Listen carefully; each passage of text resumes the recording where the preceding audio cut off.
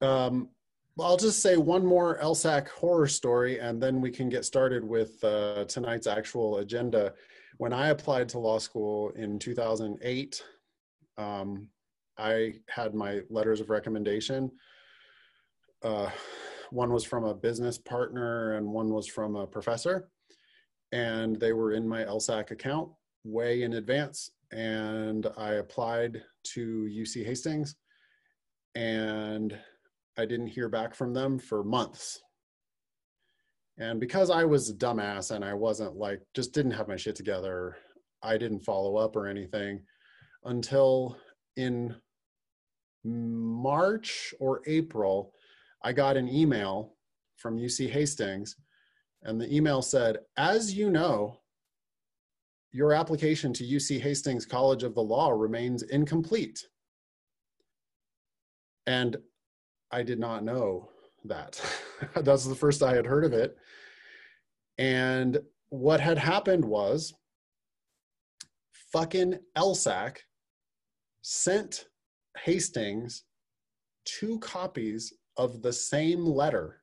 Instead of sending them a copy of letter A and a copy of letter B, they sent 2 copies of letter A. This is what you get for your $200 in the credential assembly service and your $45 report fee that you pay on top of that. They fucked it up and they sent 2 copies of the same letter. Then Hastings, because Hastings is incompetent, they also didn't notify me that the application was fucked up until like the very last minute in April. And so then I had to make frantic phone calls and, you know, get LSAC to figure it out and send the other letter to Hastings. But it was one of the reasons why I ended up not getting a very good scholarship from Hastings, because I applied super late in the or they didn't evaluate my application until super late in the cycle because of LSAC's error. So that possibly cost me $50,000 or $100,000 just because the application was in so late.